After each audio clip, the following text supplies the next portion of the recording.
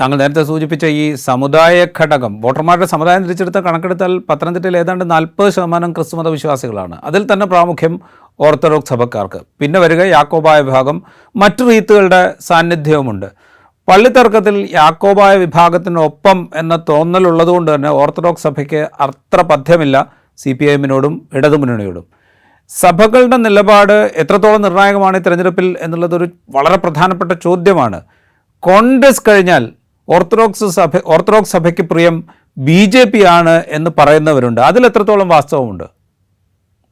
BJP തീർച്ചയായിട്ടും ഈ സഭകൾക്കുള്ളിൽ നടത്തിയിരിക്കുന്ന ഈ പ്രവർത്തനം, അത് BJP നടത്തിയ പ്രവർത്തനം മാത്രമല്ല, ഒരു മുസ്ലിം വിരുദ്ധ ഒരു മനോഭാവം, അല്ലെങ്കിൽ അത് സഭകൾക്ക് പൊതുവേ ക്രിസ്തീയ സഭകളിലുണ്ട്. അത് ഏറ്റവും ശക്തമായ കത്തോലിക്ക സഭയിലാണ്.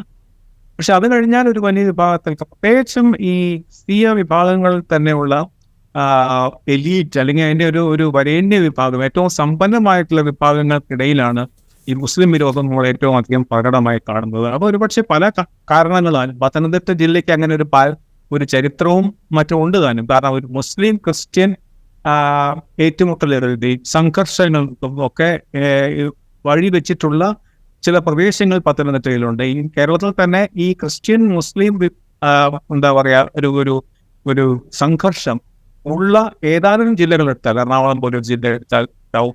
അത് കഴിഞ്ഞാൽ ഈ കോട്ടയവും പത്തനംതിട്ടയൊക്കെയാണ് പ്രത്യേകിച്ച്. അപ്പോൾ അവിടെ അതൊക്കെ വാസ്തവത്തിൽ അത് ഈ പറഞ്ഞ ക്രിസ്തീയ സഭയ്ക്കുള്ളിൽ അല്ലെങ്കിൽ ക്രിസ്തീയ വിഭാഗങ്ങൾക്കുള്ളിൽ പ്രവർത്തിക്കുന്ന ഈ കാസ പോലെയുള്ള സംഘടനകളുടെ പ്രവർത്തനം, ഇതെല്ലാം പിന്നെ അന്തർദേശീയ തലത്തിൽ തന്നെയുള്ള ഒരു ക്രിസ്ത്യൻ മുസ്ലിം സംഘർഷത്തിന്റെ വിത്തുകൾ, ഇതെല്ലാം വാസ്തവത്തിൽ ഒരു വലിയ പരിധിവരെ സഭയ്ക്കുള്ളിൽ പ്രവർത്തിച്ചിട്ടുണ്ട്. ഇതിന് പുറമെയാണ് പറഞ്ഞ പോലെ. പക്ഷെ അതേ സമയത്ത് അതിന് എതിരായിട്ടുള്ള ഘടകങ്ങൾ കൊണ്ടൊക്കെ മണിപ്പൂരിലെ മറ്റു കാര്യങ്ങൾ വളരെ ശക്തമായി അവിടെ ഉന്നയിക്കപ്പെടുന്നുണ്ട്. ഇതൊക്കെ ഉണ്ടെങ്കിലും ക്രിസ്തീയ സഭകൾക്ക് മുമ്പില്ലാത്ത വിധം, ക്രിസ്തീയ സമുദായത്തിൽ മുമ്പില്ലാത്ത വിധം ഒരു BJP അനുഭാവ ഘടകം പ്രവർത്തിക്കുന്നുണ്ട്. അത് പത്തനംതിട്ടയിൽ ഉണ്ടാവും. അത് ഓർത്തഡോക്സ് സഭ അതിനകത്ത് ഒരു പറഞ്ഞ ക്രിസ്തീയ സഭകളിൽ തന്നെ രണ്ടാമത്തെ സഭ എടുക്കുകയാണെങ്കിൽ ഈ തരത്തിലുള്ള വികാരം പ്രകടമായിരിക്കുന്ന ഒരു സമുദായവും സഭയുമാണ്.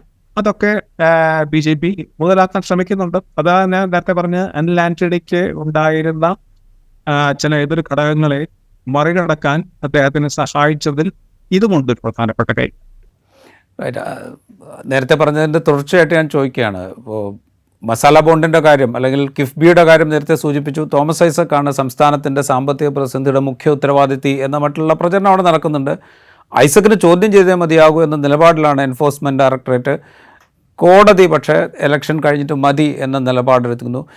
ഇത് ഞാൻ ചോദിക്കുന്നത്, പത്തനംതിട്ട പോലെ ഒരു മണ്ഡലത്തിൽ സാമ്പത്തികമായി കുറേയൊക്കെ മെച്ചപ്പെട്ട് നിൽക്കുന്ന ആളുകളുള്ള സ്ഥലമാണ്, പാവപ്പെട്ട ആളുകളുമുണ്ട്, യുവാക്കളും ചെറുപ്പക്കാരും അവിടെ നിന്ന് പഠിച്ച് പുറത്തേക്ക് പോകാൻ കൂടുതലായി ശ്രമിക്കുന്ന ഒരു മണ്ഡലമാണ്. അവിടെ ഈ സാമ്പത്തിക പ്രതിസന്ധിയുടെ മൊത്തം ഉത്തരവാദി തോമസ് ഐസക്കാണ്.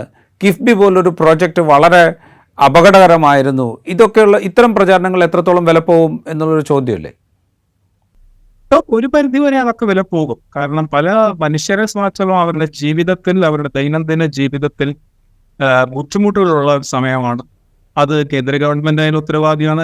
ഇന്ത്യ മുഴുവൻ അത് കാണാൻ അടുത്ത സമീപ ദിവസങ്ങളിൽ കണ്ട CSDS സർവേയിലും മറ്റും കാണുന്ന പോലെ വിലക്കയറ്റം എന്ന് പറയുന്നത് ഇന്ന് ഇന്ത്യൻ വോട്ടർമാരെ ഏറ്റവും അധികം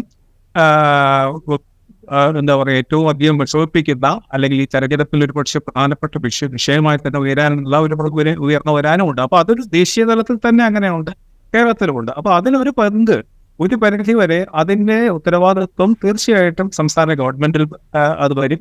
ആ സംസ്ഥാന ഗവൺമെന്റ് വരുമ്പോൾ വളരെ ബുദ്ധിപൂർവമായിട്ടുള്ള ആസൂത്രിതമായിട്ടുള്ള ഈ പ്രചരണം ഐസക്കിലേക്ക് കേന്ദ്രീകരിക്കുന്നതിലും, ഐസക്കാണ് ഈ സാമ്പത്തിക ദുരന്തത്തിന്റെ ഉത്തരവാദി എന്നുള്ള രീതിയിൽ പ്രവർത്തിക്കുന്നതും മറ്റും ഐസക്കിനെ ബാധിക്കുന്ന സംശയമില്ല. പിന്നെ ഈ നേരത്തെ ക്രിസ്തീയ സഭകളുടെ കാര്യം, അതിന്റെ ഒരു ഇടതുപക്ഷ വിരുദ്ധ സ്വഭാവം പറയുന്ന പോലെ തന്നെ പത്തനംതിട്ട ജില്ലയിൽ അതിന് അനുകൂലമായി, ഇടതുപക്ഷത്തിന് അനുകൂലമായി സഭയ്ക്കുള്ളിൽ വളരെ അധിക കാലമായി നടത്തുന്ന ഒരു പാരമ്പര്യം കൂടെ ഉണ്ട് അവിടെ. ഇപ്പോൾ വേൾഡ് കൗൺസിൽ ഓഫ് ചർച്ചസിന്റെ ഒക്കെ തിരുവല്ലയിലും മറ്റും ഉണ്ടായിരുന്ന എം തോമസിനെ പോലെയുള്ള ഒക്കെയുള്ള പ്രധാനപ്പെട്ട വ്യക്തികൾ അവിടെ ഉണ്ടായിരുന്നുണ്ട്. അപ്പോൾ അവിടുത്തെ ഡൈനാമിക് ആക്ഷൻ പോലെ ഇതൊന്നും ഇപ്പോൾ പഴയ പോലെ സജീവമല്ലെങ്കിലും ഈ ക്രിസ്തീയ സഭയ്ക്കുള്ളിൽ വിശ്വാസികൾക്കുള്ളിൽ തന്നെ ഇടതുപക്ഷത്തിനോടും മറ്റും ആഭിമുഖ്യമുള്ള ഒരു ധാര ഈ പത്തനംതിട്ട ജില്ലയിൽ വളരെ കാലമായിട്ട് തന്നെ ഉണ്ട്. അപ്പോൾ ആ ധാരയ്ക്ക് വാസ്തവത്തിൽ ഐസക്കുമായിട്ട് വളരെ അടുത്ത ബന്ധവും സൗഹൃദമുള്ള